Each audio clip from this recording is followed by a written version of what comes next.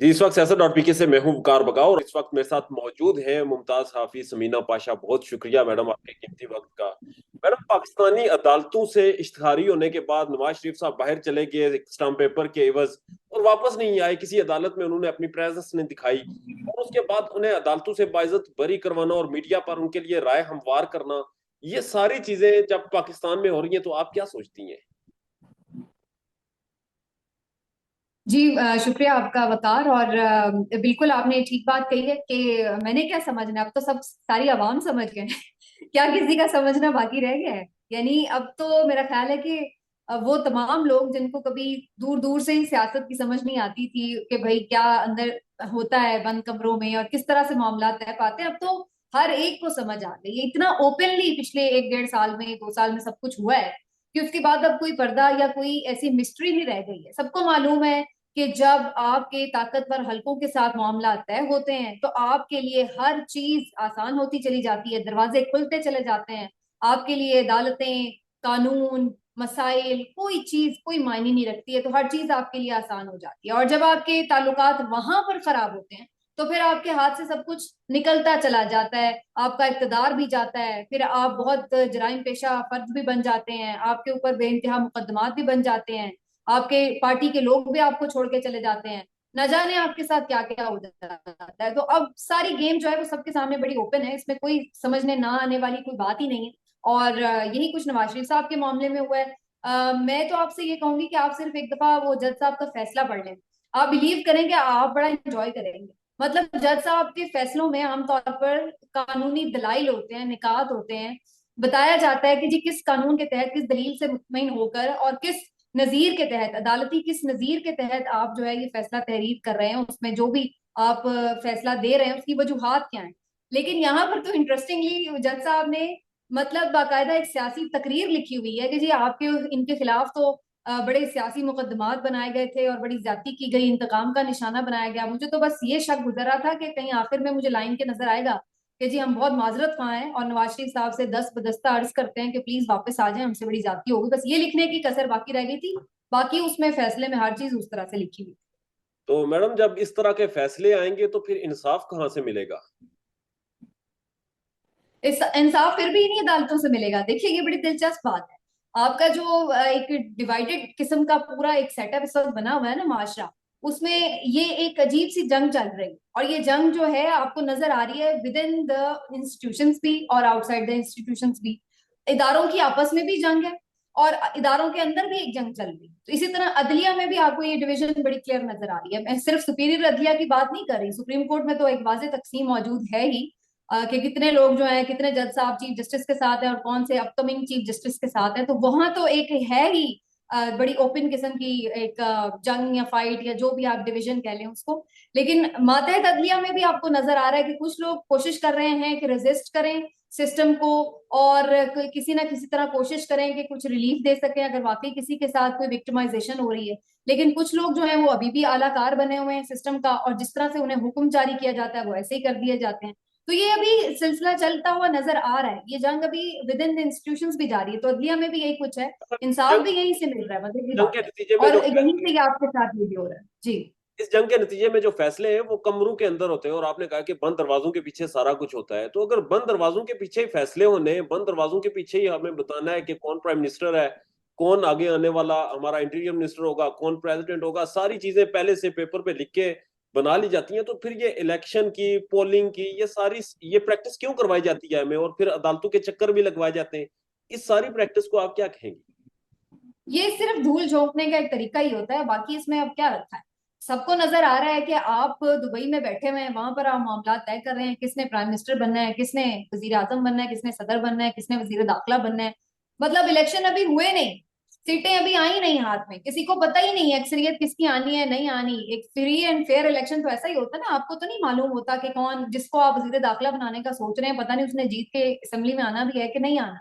तो मतलब आप, यही तो इंटरेस्टिंग बात है कि आप इस खोखले निजाम का यहाँ तक उसको ले आए हैं कि अब उसमें आपको खुद भी ये करते हुए किसी को कोई प्रॉब्लम नहीं है कि हम वहां बैठकर जनाब ये चीजें तय कर रहे हैं, मामला तय कर रहे हैं। और पहले भी यही हुआ है, जब रजीम चेंज से पहले भी तो उसमें भी यही हुआ था जी कि ये वजीर दाखिला राना सनाउल्लाह होंगे, बहुत पहले तय हो चुका था।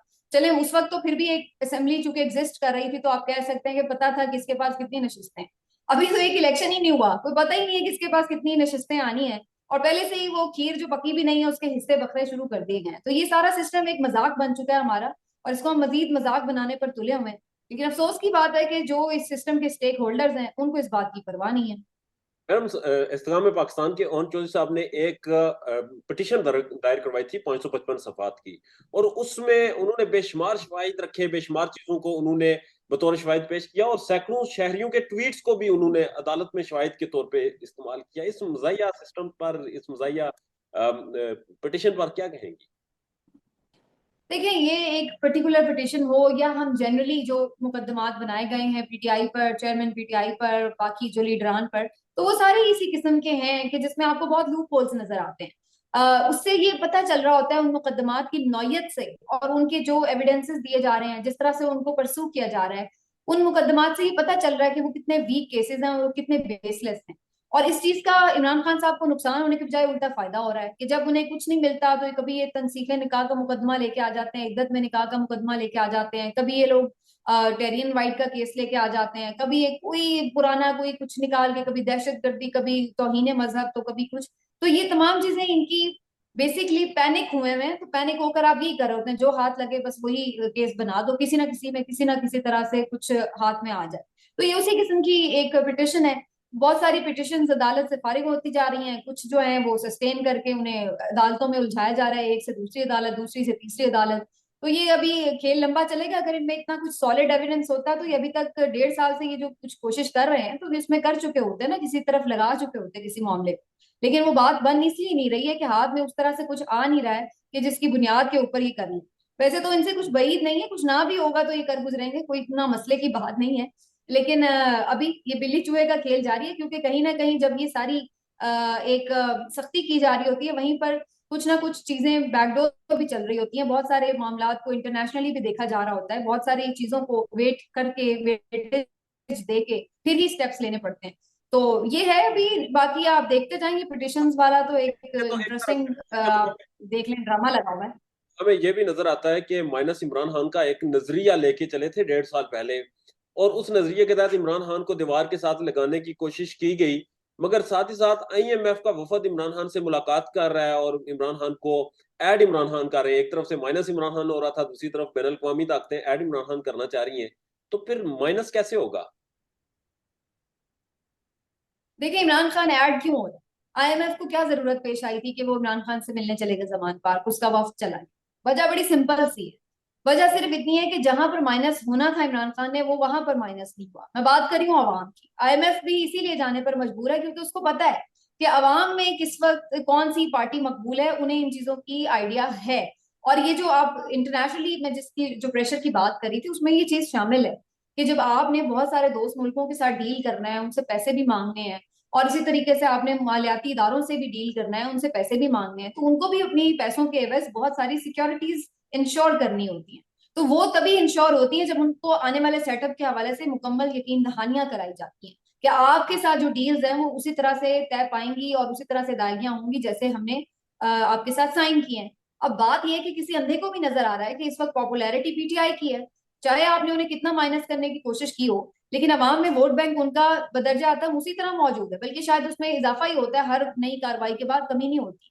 तो अब आईएमएफ को भी ये बात पता है कि चाहे ये जितना भी जोर लगा रहे हैं, लेकिन अल्टीमेटली पीटीआई एक हकीकत है और इमरान खान एक हकीकत है। आंखें बंद कर लेने से हकीकत खत्म नहीं हो जाती। तो इसलिए जितने भी इंटरनेशनली भी स्टेक होल्डर्स हैं, वो इमरान खान को साइड पे रख के कोई भी मामला तमाम पाकिस्तान के बाकी स्टेक होल्डर्स के साथ तय नहीं कर सकते ऑल अलोन, क्योंकि उन्हें भी पता है कि एक स्टेक होल्डर और एक बड़ा स्टेक होल्डर जमान पार्क में बैठा हुआ है, और ये नहीं वो हो सकता कि आप उसको बिल्कुल एक साइड पे करके और उस बाकी लोगों के साथ मामला तय कर लें।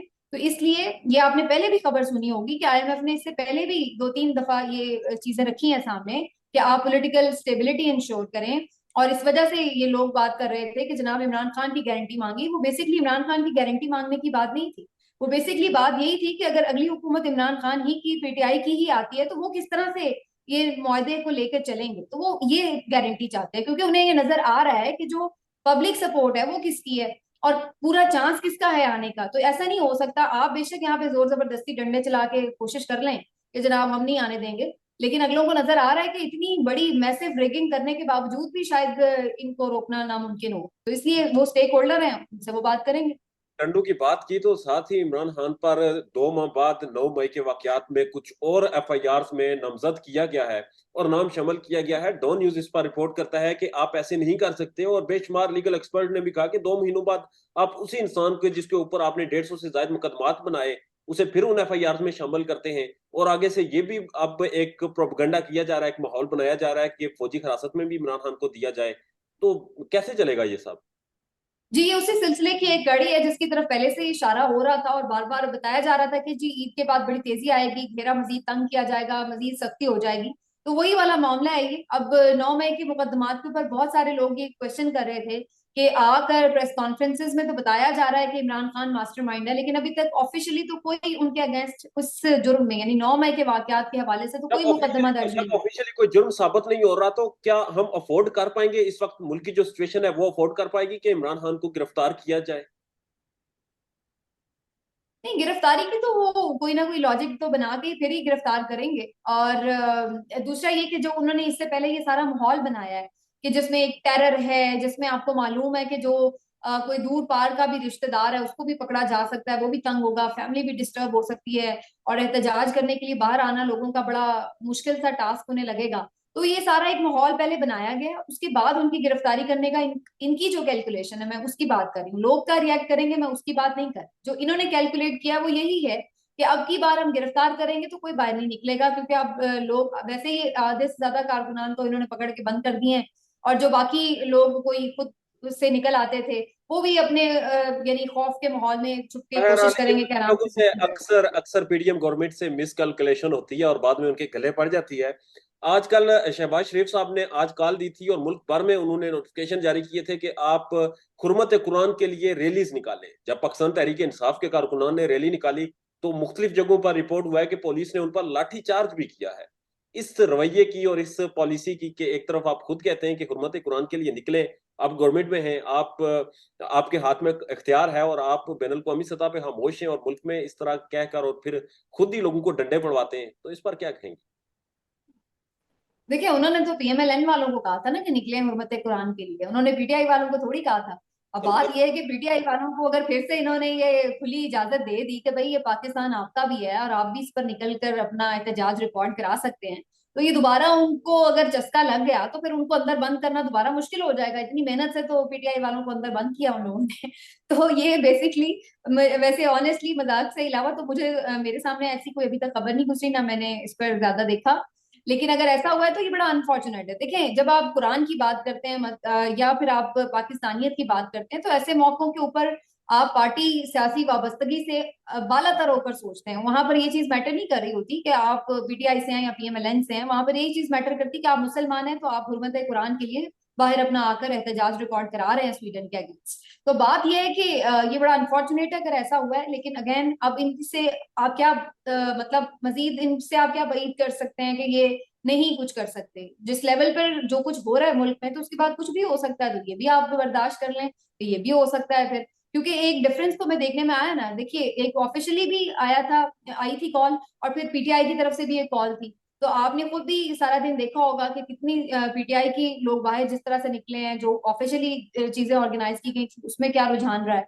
तो ये चीजें फिर अगेन एक कंपैरिजन डेवलप करती हैं कि जी किससे ज्यादा लोग बाहर निकले, क्या था।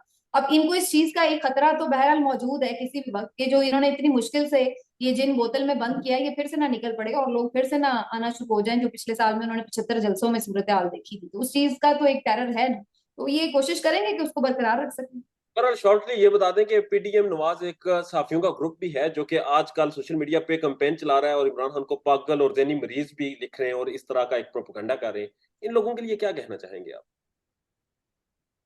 ऐसी चीजों पे वैसे मैं कमेंट जरा कम ही करती हूँ पर्सनली, किसी को क्या कमेंट किया जाए, लेकिन अफसोस होता है कि जो सहाफी अगर किसी तरह से इस तरह से यूज होते हैं या इस तरह सियासी जमातों के कोई आलाकारी बन जाए, तो जाहिर है कि ये हम सहाफी बिरादरी के लिए भी एक बायस शर्म बात होती है।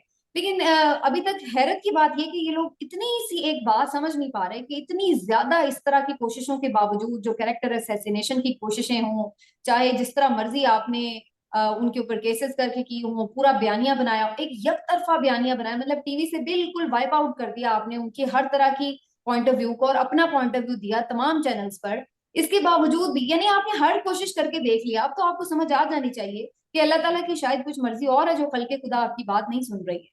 लेकिन अभी भी ये लोग इस बात पर स्टिल मतलब दारोमदार किए हुए हैं कि जी किसी को बुरा भला कहने से लोग पता नहीं वाकई उससे कोई नफरत करने लगेंगे।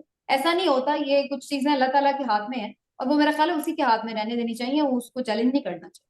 तस्मीना पाशा, आखिर में मुझे 4 अल्फाज आपके सामने रखूंगा, बता दीजिएगा पाकिस्तान में किस चीज की एग्जिस्टेंस है? आइन, कानून, जमहूरियत और सिविलियन सुप्रीमेसी। मैं माजरत के साथ मैं मायूस ही करूंगी, इस वक्त तो कुछ नहीं, किसी चीज की भी एग्जिस्टेंस नजर नहीं आ रही है उस तरह से। बस पार्शियली है कुछ कहीं, लेकिन इन जनरल अगर फुल स्पिरिट में आप कहें तो वो तो कोई भी